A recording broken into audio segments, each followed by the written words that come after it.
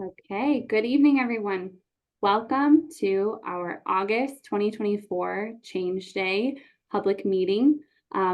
We are going to be going through a few of our proposed changes for August 2024. My name is Megan Waters. I am the Community Engagement Director at UTA. I am joined by a few colleagues here who I will introduce.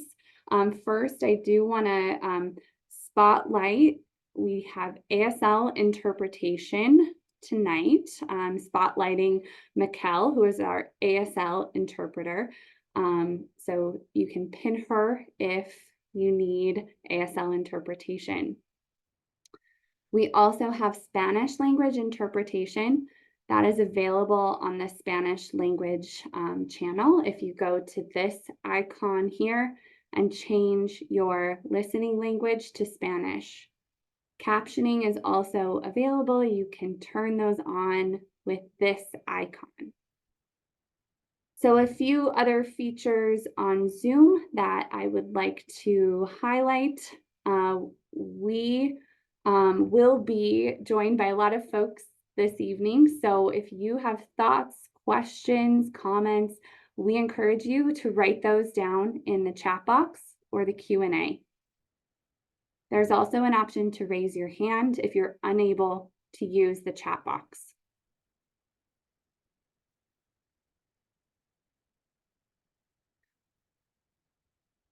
So tonight we have an agenda. We will be going over the proposed changes, as I mentioned.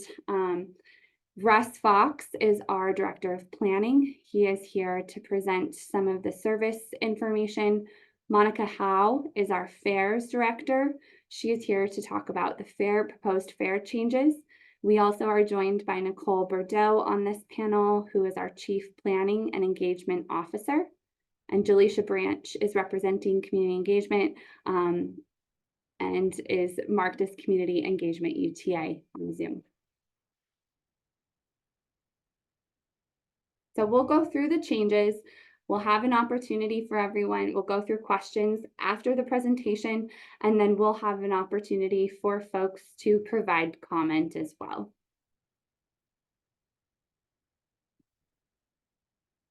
So I wanted to first start kind of setting the stage before we dive into the proposed changes about our change day process. You might wonder, why we do change days. We have them 3 times a year. We reserve our major changes or larger changes for August at this time, so August 2024. Those change proposals are generated through our subject matter experts and teams at UTA based on a variety of factors to improve, optimize, and really just update our system. So some of these changes do qualify as what's known as major changes when they meet a certain threshold. They go through a Title VI analysis as well as a public engagement process like we're in now.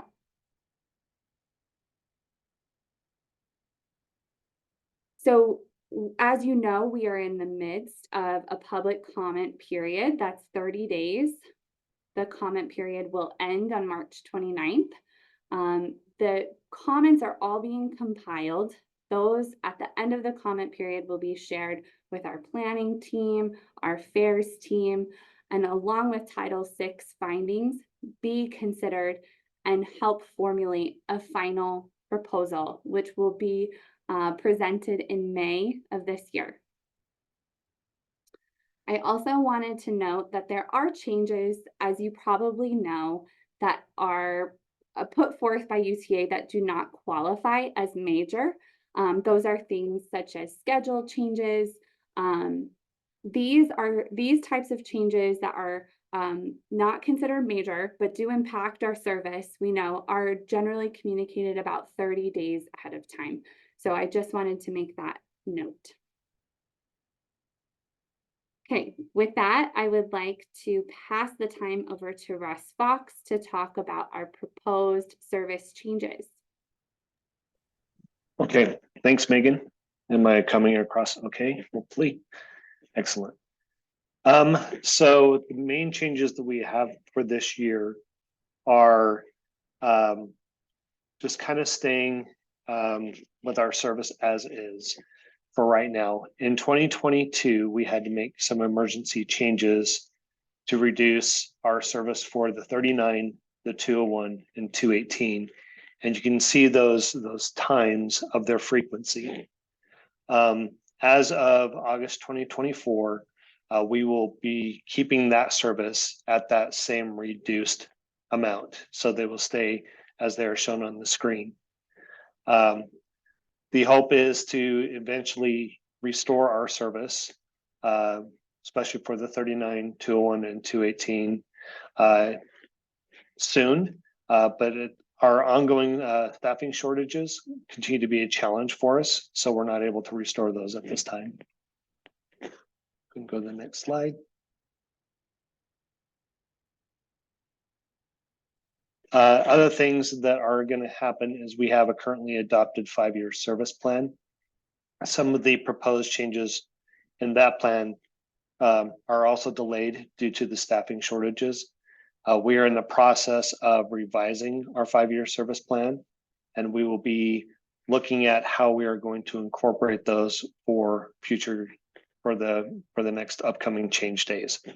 So things that we were hoping to happen this year will not be added into the service. So no additional new service with the focus on restoration.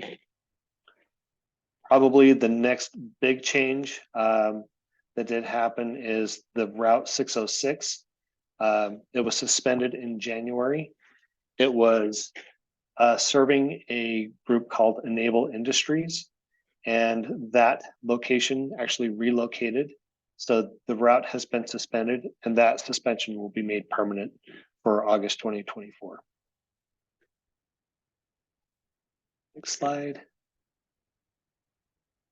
And I think that is primarily it for the service changes. Thank you, Russ. All right, next up, Monica Howe, our Fares Director, will present proposed fare changes. Good evening, everybody. Thanks, Megan. So this list here is the list of proposed fare changes, and we do have slides so that I can go over them in detail. And we will start with the fare pay card. Next slide, please. Just one quick note, let's take some more pauses so our Spanish language interpretation can keep up. Thanks, Monica. You're welcome. Thank you. Just as a reminder, the fare pay card is a reloadable electronic card used for fare payments. Customers put money on the card and tap it on a reader, and the fare value of that trip is deducted from their balance. Currently, there is a 20% discount associated with this fare media, and one of the changes we are proposing is to eliminate that discount. In place of this discount, we are rolling out a new approach to fare payment called fare capping. This technology is something that can only be done on the fare pay card, and we plan to migrate all fare pay cards to this new approach upon implementation. And I'll describe what fare capping is if you can move to the next slide, please. So over a period of time, and in this case, it would be a day and a week, customers will not pay more than a set amount of fare. And looking at this table, starting at the top, you can see full fare, one way, is $2.50. So we will cap the fare on a daily basis, and customers will pay no more than $5 a day for regular service and $10 a day for premium service. We will also put a cap on the weekly rate so that customers will pay no more than $20 for the regular fare, and that runs Sunday through Saturday. and they will pay no more than $40 a week for the premium fare. Reduced fares also have a capped rate, and I will talk about those on the next slide. Please advance. So in addition to fare capping on our fare pay card, we will also be capping fares on the reduced fare pay card. The reduced fare discount of 50% will stay in place for other fare media, but this table shows you the rates for the reduced fare. So those using the reduced fare card on regular service will pay $1 a trip for one way, $2 a day, and $4 on premium, and they will pay no more than $8 a week for regular service and $10 or $16 a week for premium service. So those are the max rates that will be charged. The system on the back end is smart enough to do those calculations and know what these rates are. And so looking at your fare pay balances, you will never be charged more than these amounts. Next slide, please. Another change we are proposing is related to UT's low income program. Currently, customers qualify for the low income discount if they are at or below, if their income is at or below 150% of the poverty level, federal poverty level. We plan to raise this limit to 200%, which will increase the number of customers eligible for the discount. And if you look at the table that we have here, you can see what 150% and correlate that to the number in the household. And then you can also compare the difference between the 200% and the number of individuals in the household. So we're raising that slightly. Next slide, please. Our last proposed fare change is to begin fare collection on UVX. UVX is currently a zero fare service, and the proposed change is to begin charging regular fare, and customers with passes through UVU, BYU, or one of our pass partners will see little change, except we will have a renewed emphasis to tap on and off. Customers who have not been paying fare will need to begin paying, and cash paying customers will need to purchase fare in advance due to the unique nature of the BRT service. And I will talk about that a little bit more. Next slide, please. I want to provide a brief update on the planned strategies to begin collecting fare. It will be off board the bus and in advance of arriving at the station platform. So these options which are listed here include payment through our mobile app, pass partner passes, the fare pay card, and paper passes. A couple of key considerations when thinking about fare payment are fare boxes on the bus. Typically we have them. In this instance, we will not be having them. It's not feasible for this service, and this will slow the service down, and this service is intended to be rapid. And when we look at the cost of putting ticket vending machines on the platform, that would require a significant capital investment. And we expect few ticketing vending machine sales, considering approximately 85 to 90% of the customers using this service have subsidized fares. And we do recognize the need to support cash paying customers who pay their fare and rely on the fare boxes or ticket vending machines. And so we're developing several strategies to help this rider group obtain fare media.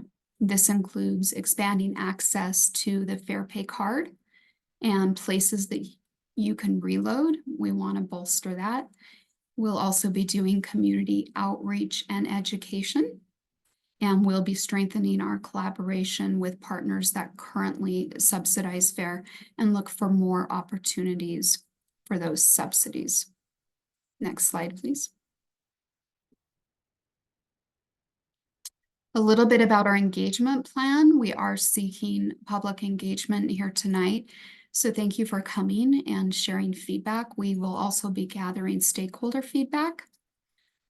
Title VI analysis is being prepared, along with strategies to minimize the impact of this change for cash riders, as I mentioned earlier. And we will also be updating our internal UTA policy for fare inspections on BRT service. Our fare payment compliance ordinance that applies to our current system, that will also apply to UVX. And last, staff is also working on a communications plan. So this will include working with our partners on a TAP campaign, providing customer education and communication, and also communicating internally with staff for those directly and indirectly involved in operating the UVX service. Next slide, please.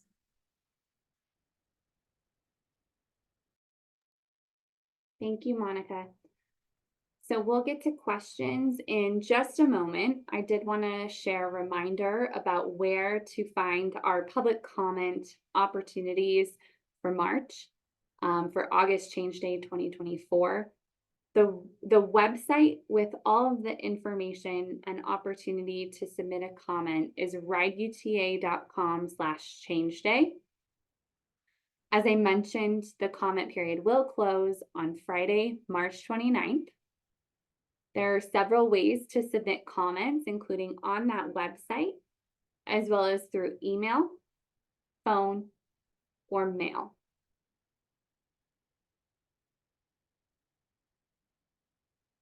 So now we are going to take some questions.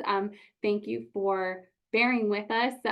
We know that there's a lot going on, and we just are really appreciative to our interpreters, all of our attendees. If you have feedback too on how this meeting went, we want to hear that. I just wanted to make sure to offer that as well.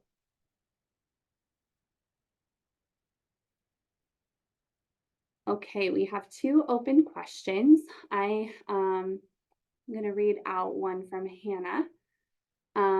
If Jaleisha, do you want to tag team this and get ready with the next one?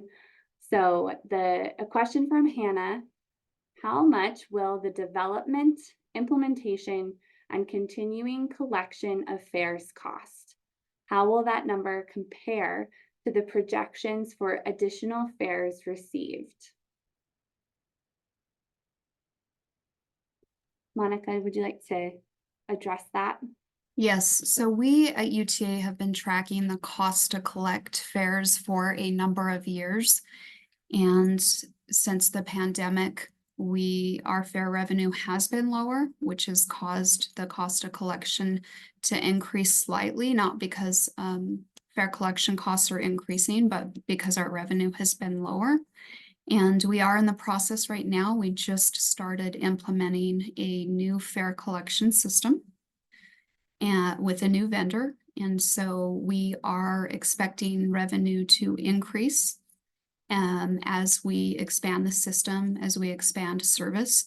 And we also expect that costs will go up with the new fare collection system until we can start to bring those back down.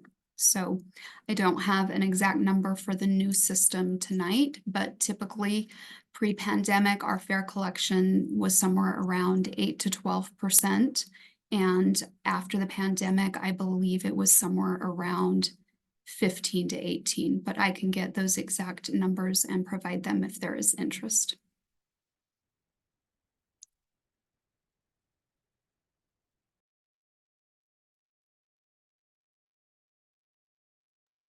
So that next question, maybe Karen, you can clarify for us. Karen is saying that she understands that audio quality on the UTA cameras is not that good and that the speech comes across as being garbled. Can you clarify if you're talking about our videos right now or if there are cameras out on the system? Is that what you are referring to? Mhm. Okay, she says, I've encountered negative experiences with bus drivers. What incentives are being used to encourage good behavior? So, Nicole, do you want to address that a little bit? I can, thank you, Karen, for the question.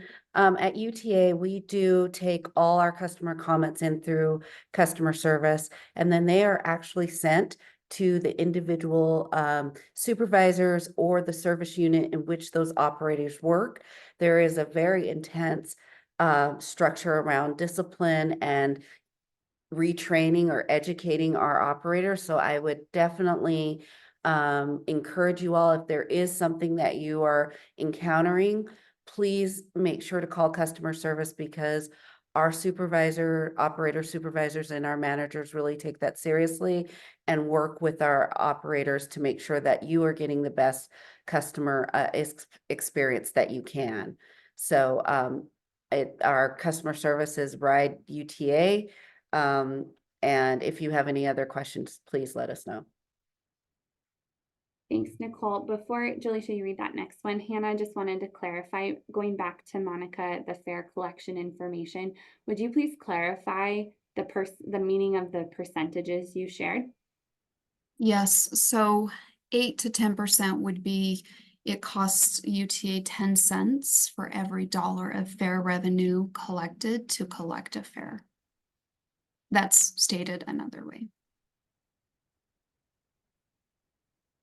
That's helpful. Thank you. Hannah, if you have any follow-up, please don't hesitate to type that in.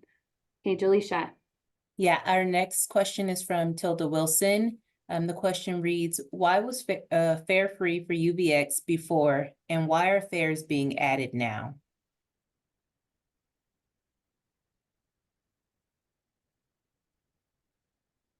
I can speak to that. So we have often done free fares for different promotions, and that especially occurs when we have new lines opening. So in this instance, with UVX being new, we offered free fare, and that continued for quite a while. Now that we're adding new BRTs, we just opened OGX. We're looking at the fare strategy for all of our BRT lines as we continue to bring more on.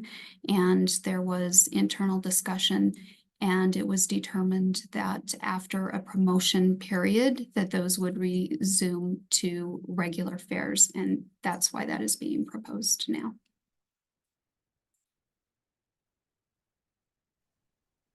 Thanks, Monica. And I guess just for a follow-up for that, it says, the next question is from an anonymous attendee, and it says, UVX has been amazing for moving crowds on game days and other big events. Any plans on waiving fares on those days, especially if UVX stations will not have ticket vending machines?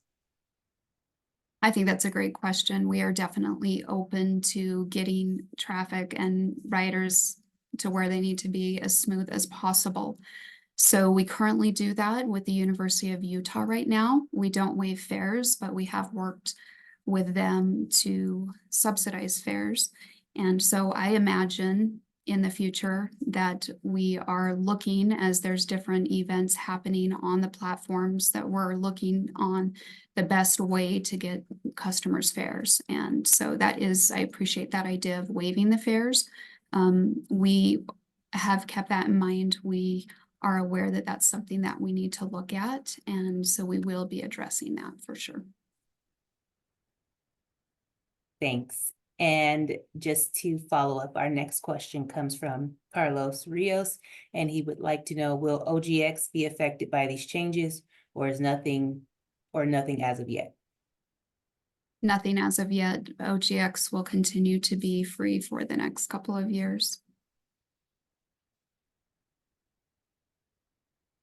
Thank you. Let's see. We have Karen, who would like to know, she says, I use a FarePay card. If I use the card reader to pay for the bus fare for the UVX bus, How will the bus driver know that I paid my fare? Yeah, great question. So the bus drivers will not be validating fares on UVX. It will be similar to Trax and the way that that system works now. And if an officer is on board the system and asks for fare, they have a fare inspection device and they will scan the fare pay card and see whether or not you tapped the card. So just to clarify, UVX is not going to be like the normal bus service where currently operators validate fares. It will be similar to Trax, where if officers are on the line or on the platform, they will inspect the fare using our electronic handheld readers. Thank you. And so another question comes from, I believe it's Cheyenne. It says, I'm worried that implementing a fare on UVX will deter potential riders and encourage them to drive instead, adding to the already busy traffic. In the future, will there be a possibility of making fare free again? Okay, these are great questions. So concerns about the traffic and if that's going to deter people from riding UVX. And we're always looking to grow ridership. We want our riders to use our system. And although I don't envision UVX going from paid back to free again, I do think we're trying to, especially through this outreach, understand the 10 to 15% that will have to pay and what they're where they're coming from, what their circumstances are, if they're transferring from other services. And by understanding those things, we can hopefully get either some additional partners to subsidize fares down there if we have a big group, say, that's riding that isn't currently part of our pass program. And so I feel like there will be a lot of other incentives and ways that we can encourage riders to take transit aside from just the fare. Thanks, Monica. And I know you just spoke to this, but our next question was, what funding alternatives, if any, did your team explore to try to keep UVX zero fare? Salt Lake City works with UTA to fund a free fare zone downtown. Have there been any discussions with Orem City and Provo City to cover the fares for those 10 to 15% of fare paying riders? So I personally have not had discussions with either of the cities, but we do right now work with Salt Lake City on what's called a Hive Pass, where they assist their city residents in paying for fare. So it is possible that we can work with more cities in looking for alternative ways to help riders pay fare. And we've been really successful with the Hive Pass in Salt Lake City. And I am open to collaborating with the cities and seeing if there's any way that we can make that happen. I think kind of on that theme, I'm going to jump over to the chat. Hannah has a follow-up question about how we expect UVX fares to affect ridership. 10 to 15% being charged fares doesn't seem very high. How much of the budget will be added fares? How much of the budget will the added fares cover? What do you think the benefits of charging fares will be? So kind of piggybacking off your previous answer, Monica, do you want to share a little bit about ridership impacts?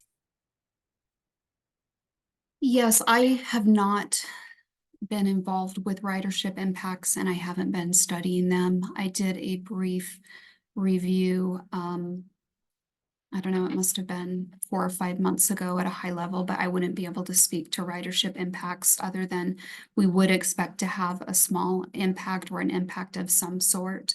But over time, hopefully we would see that increase. Trying to follow these comments so I can make sure I've got the questions up. I just wanted to look at the comments as well. Julie, should you want to go Yeah.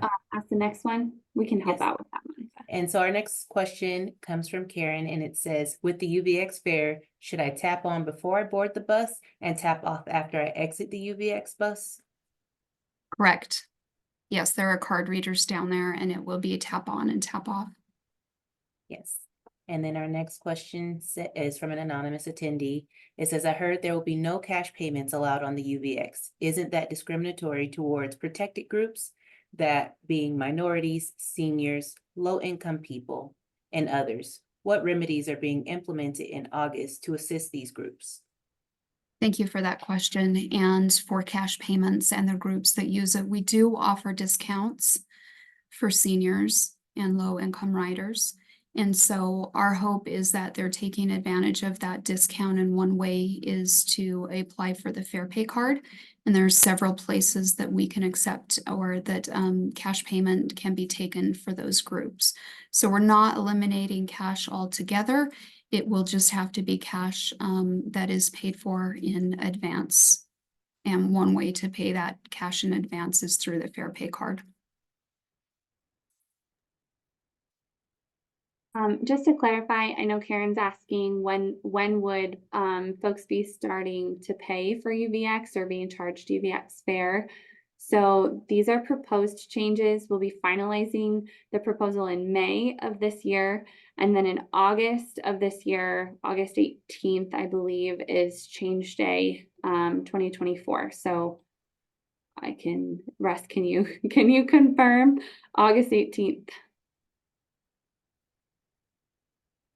I will confirm it in a minute. August I have to 18th. look it up. I'm confirming myself. August 18th. Okay, our next question comes from Jacob. It says, regarding service restoration or the lack thereof, what does the timeline look like? If restoration of the 201, 218, and the 39 isn't possible, how likely is it for service to improve otherwise?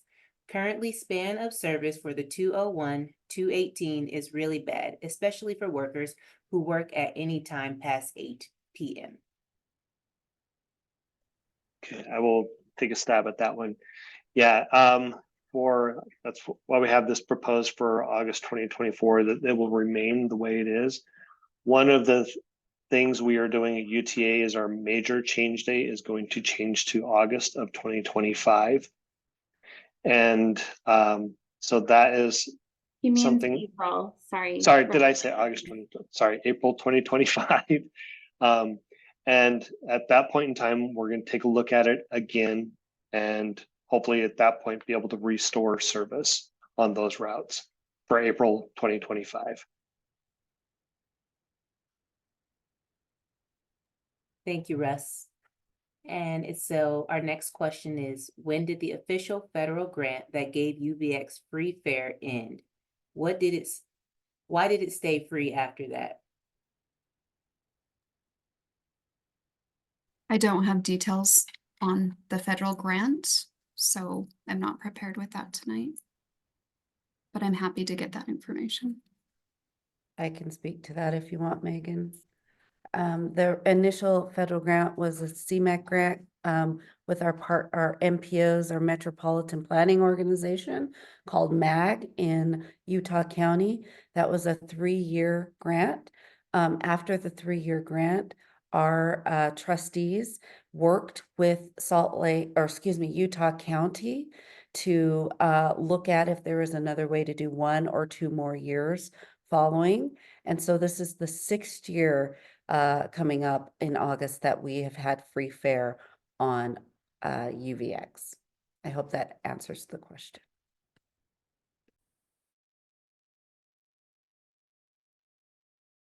I'll hop over to the chat to give Monica a quick breather.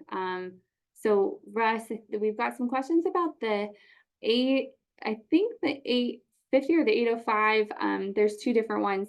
So speaking of ridership issues, Douglas says the 805 to Payson and Santaquin takes so long to get to Provo that it's not worth taking the bus. Most of the delay on this line is due to a long detour into Spanish Fork. Has there been any consideration of a direct line from Payson and Spanish Fork to Provo to increase ridership? Are you able to speak to that, Russ? I'm actually going to defer to Joey, who is online. He may be able to address that. Joey Alsop is a member of our service planning team. Joey, thanks for being here. Would you like to address the question about service in South Utah County.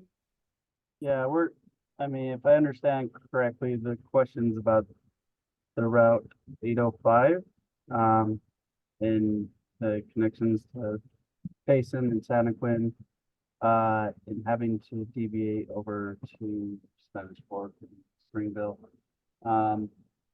We're currently evaluating the efficiency of service and the ability to improve travel times in the area right now. We haven't been looking at the 805. That's something that we can look at and see where there's opportunities to improve travel time for those south of Spanish Fork. But as of right now, we haven't been looking at it, but that's good feedback for us to move forward with in evaluating further.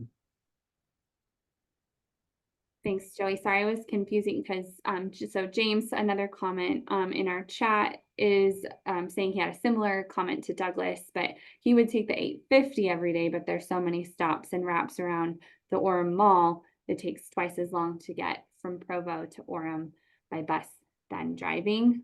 So that is a little bit of a comment. I just wanted to read it out to share what's going on in the chat. If you do want to respond, please feel free, but thank you for your comments in the chat. I know there's a couple more. Let's hop back over, Jaleisha, to do a couple from the Q&A, and then I'll get to James. Okay, our next question comes from Logan. It says changes to the Fair Pay card favor experienced frequent riders over new and occasional riders. I have mixed feelings about this. I want to encourage new riders. What guided this decision?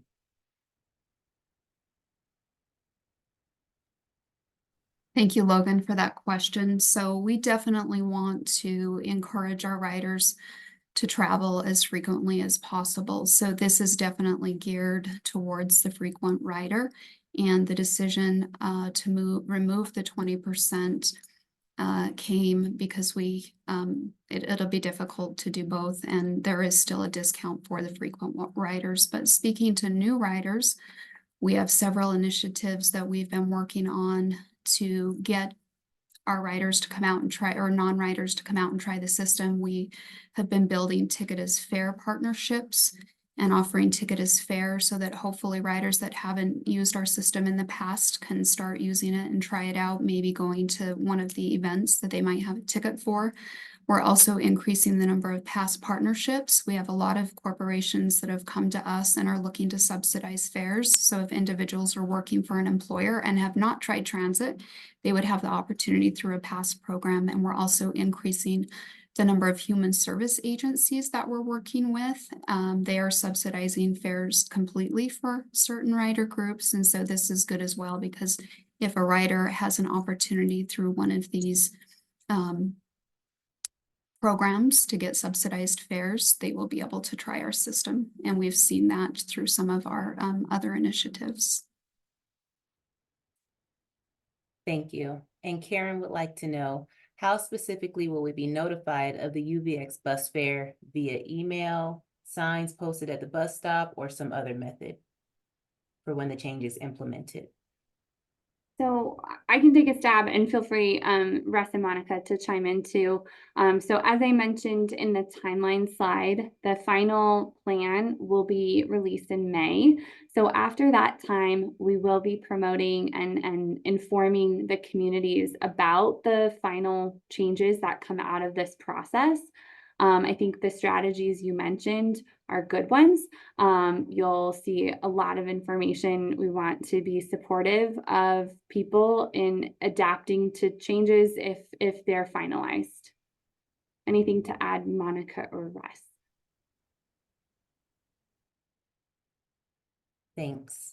And our next question is from Logan. It says UVX has a higher ridership than Trax Green Line. Are there any Green Line stations that lack ticket vending machines, TVMs?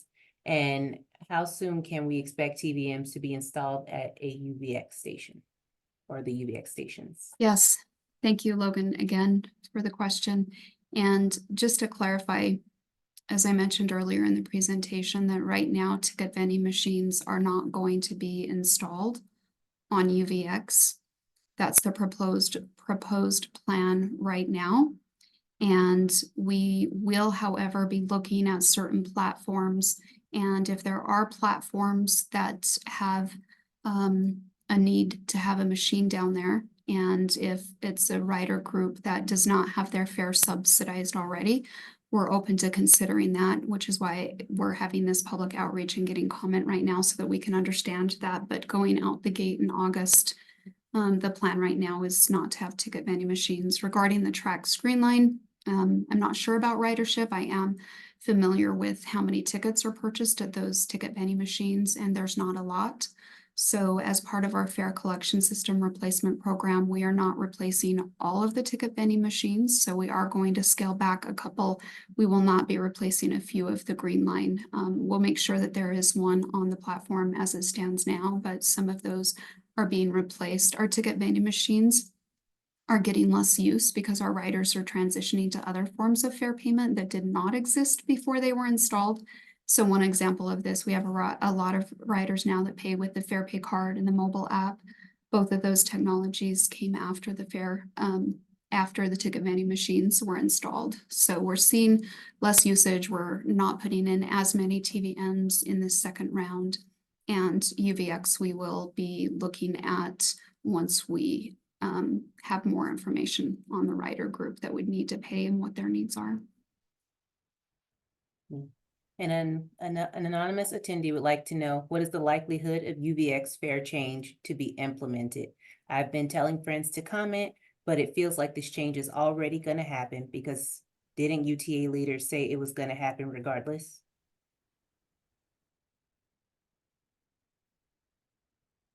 I can't speak to the likelihood. I'm not sure, but I do know that we appreciate all these comments and questions. So thank you.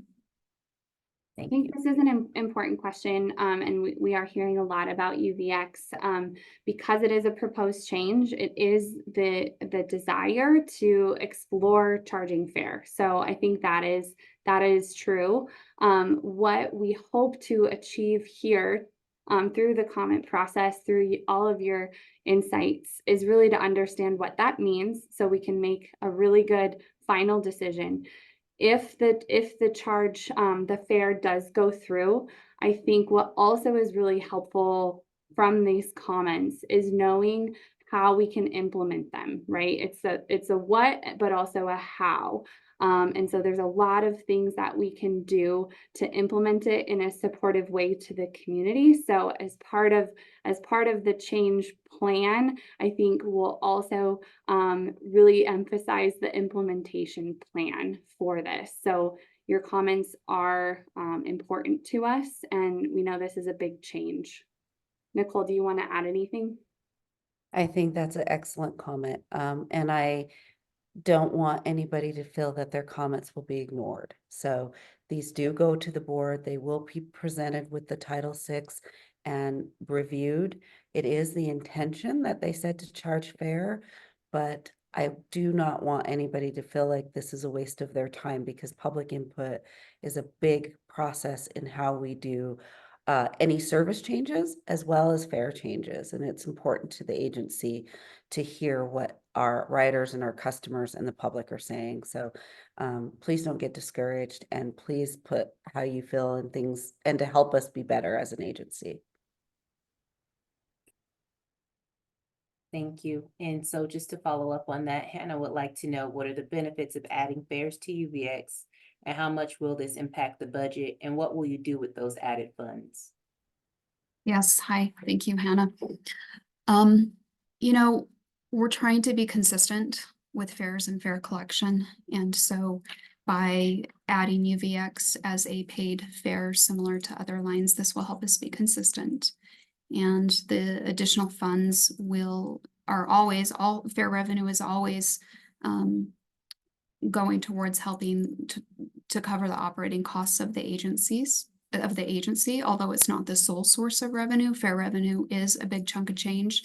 It does cover the operating costs of the agency. So that will continue to funnel through any additional revenue from UVX that's collected will continue to fund the operating costs that UTA incurs to run the service.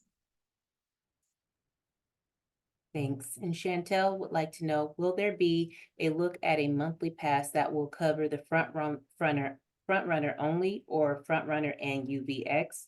Right now, the monthly pass for front runner is too expensive for my purposes, especially as I only use front runner and UVX.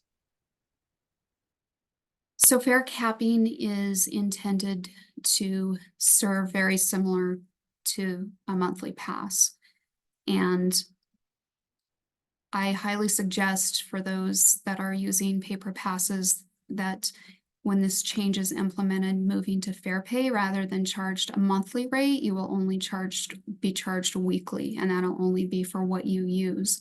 So if you buy a monthly pass and you don't get the entire value of it, you don't get anything back. If you use the fair pay card, you're capped weekly. And if you don't use all of it, that balance remains on your fair pay card. So monthly passes have been, monthly pass sales are slowly decreasing, but the fair pay card and the technology we have in the back end should solve that problem, and you will get the daily rate on fair pay or the weekly rate, which is a better scenario than the monthly pass. Thank you. And an anonymous attendee would like to know if there's any info about a possible bus route along the State Street in Utah County. Are there any confirmed plans for that? I can take that one. Thanks for the question. The one thing I can be really excited about today, our Board of Trustees adopted the Long Range Transit Plan, which we have also incorporated from our regional transportation plan with our partners down in Utah County. And so that does show up as a potential project along State Street as a rapid bus. But it is it's not within the next 10 years. They call it a phase 2, so it'd be within the next 20 years is what would be looked at. Thanks, Russ. And Jacob would like to know, with the lack of TVMs for the UVX, is this a permanent decision, or can/will TVMs be added as funds allow in the future? And he said, thanks for all that you do. Yeah, thanks, Jacob.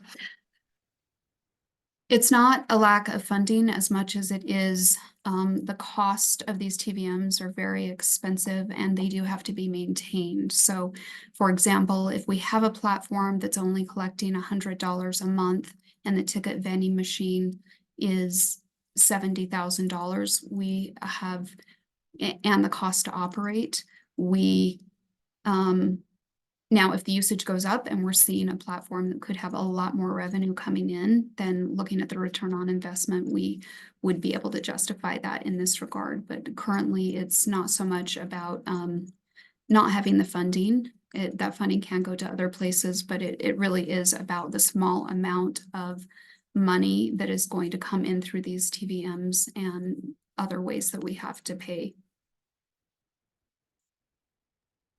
Thank you.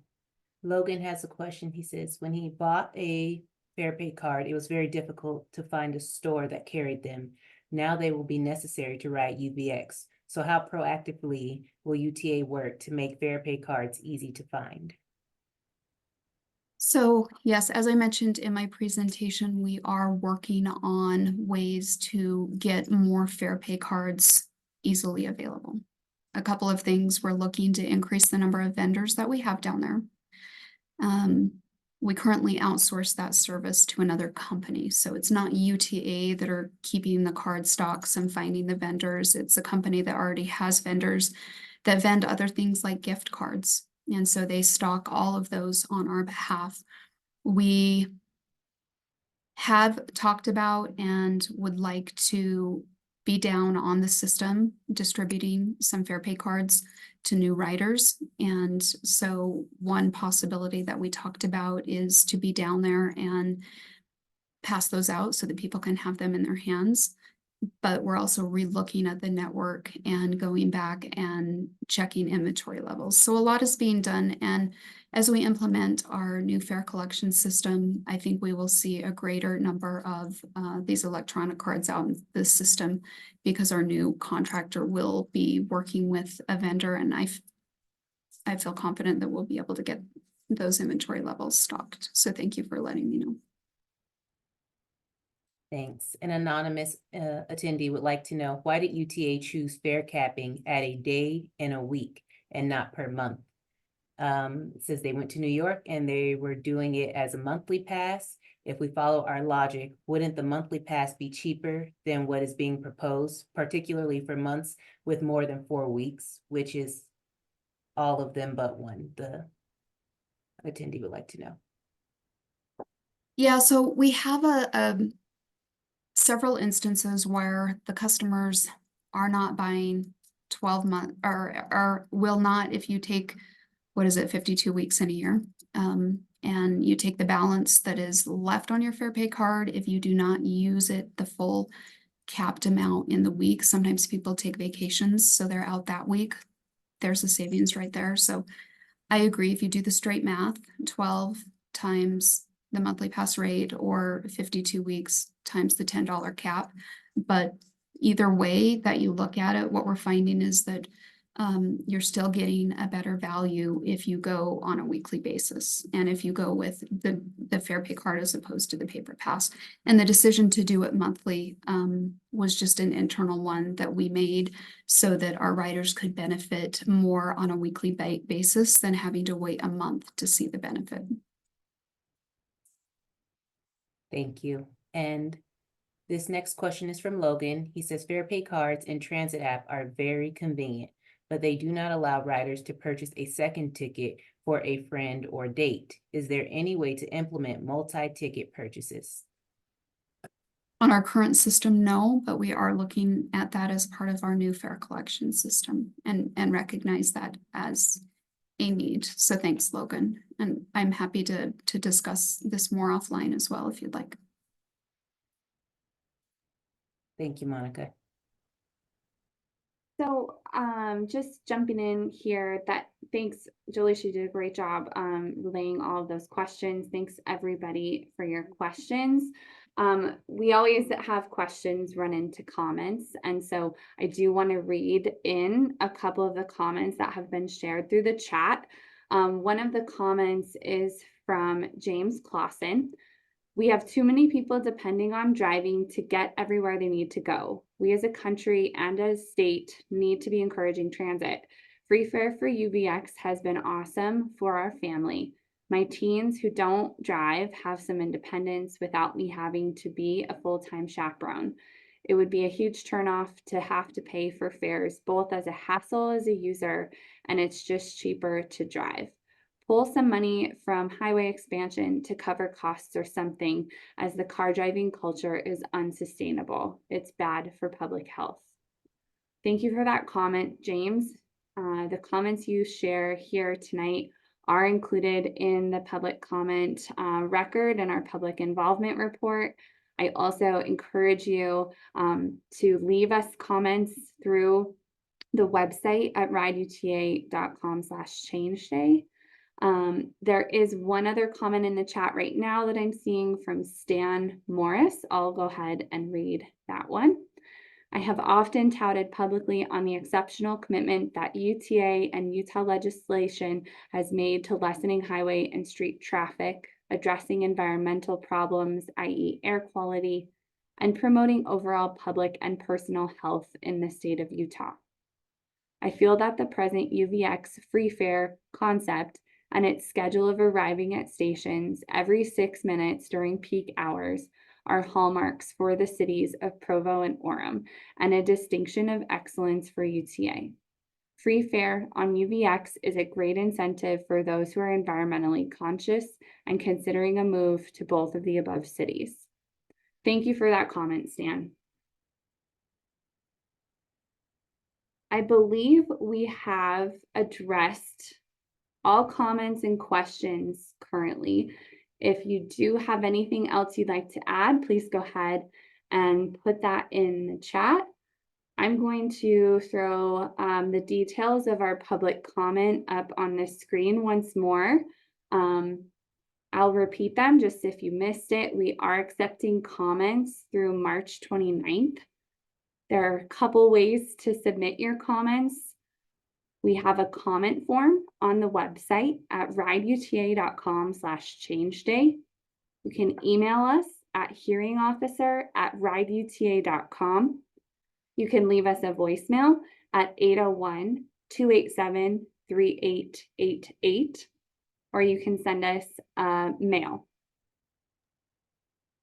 Thanks for that, Megan. It looks like we have another question from an anonymous attendee that says, personally, I think the visual design of our fair pay cards is a little bland. Any chance in this new focus on fair pay cards will result in some flashier designs, maybe some special interest group related design?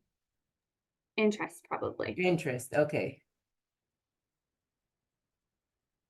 Thanks for that. I have not heard of any, but honestly, I have not even considered it, so I can take that back to the team. Thank you for that comment. It is it's fair pay has been around for quite a while now, so it's an old design. Thanks, Monica. Our next question is from an anonymous attendee who says, will this video be available to view later? Oh. Sorry, I we just would typed like- my answer. Yes. Okay. It's currently being live streamed to Facebook. So if you follow us at Ride UTA on Facebook, you can go watch it tonight. We will have the recording up on YouTube and linked from our webpage at rideuta.com/changeday probably tomorrow. So it's available though on Facebook immediately. Thanks, Megan. And this last one is there a way to view public comments that have already been submitted?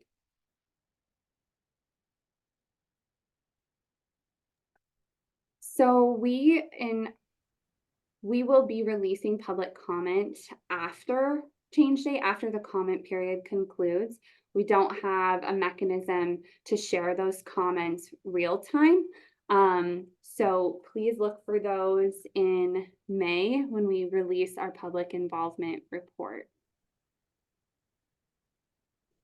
There is one in the chat. It looks like from Adam Q. Sorry if I mispronounced your name. If free fare on UVX is removed, some percentage of riders will shift to driving. Has there been an exploration of how much this increased traffic will impact transportation budgets?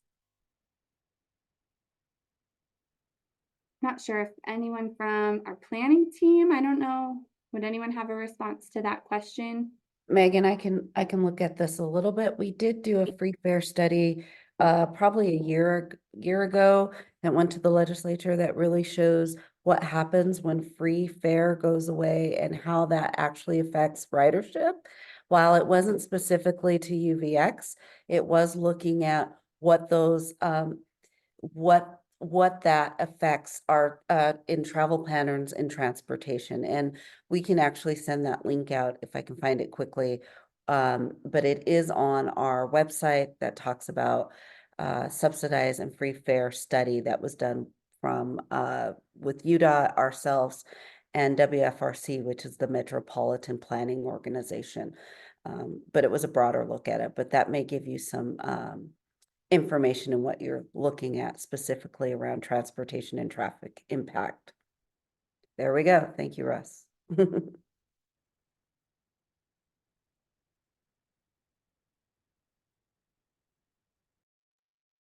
Looks like there was one more, maybe a comment from Bridget Eberly. It sounds like maybe there's an interest in increasing stops with shelters, particularly at 9th and 9th. So thank you for that comment, Bridget.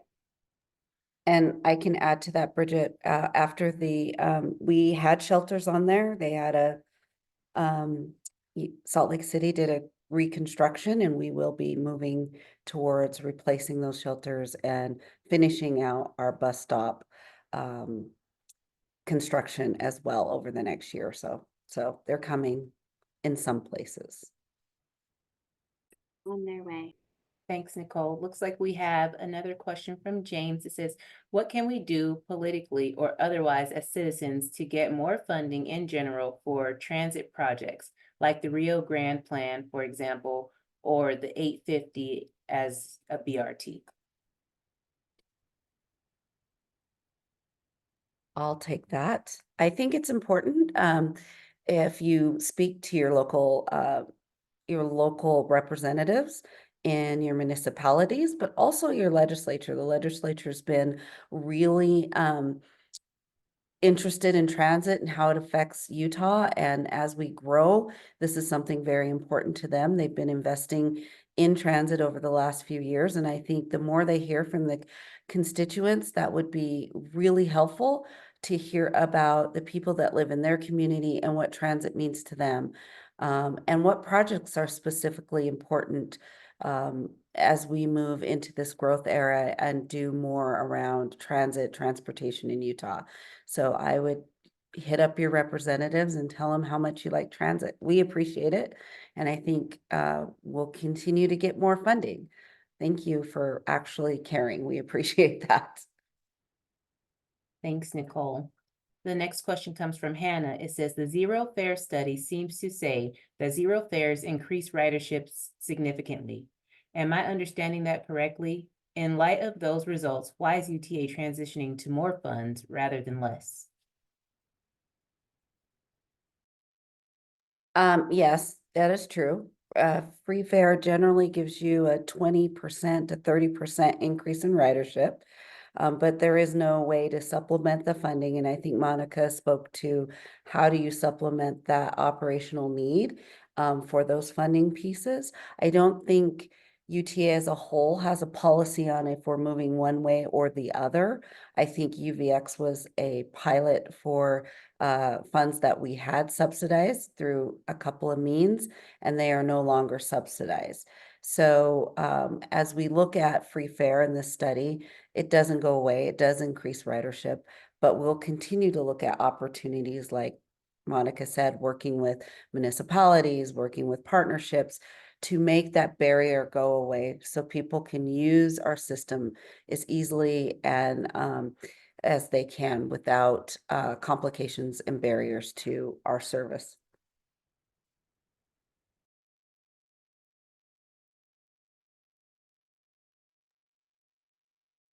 Thanks, everybody. I do want to close the meeting. We appreciate your time this evening. Thank you to everyone who's attended.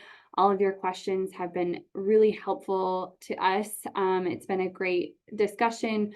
Thank you to our panelists. Thank you to our interpreters. We really appreciate that opportunity to include all of our community members in this discussion. You have still up on your screen that information if you have questions or want to make comment. We would really love to hear from you that way as well if you'd like. We will have this recording up as I mentioned, but just thank you so much and I will end the meeting now.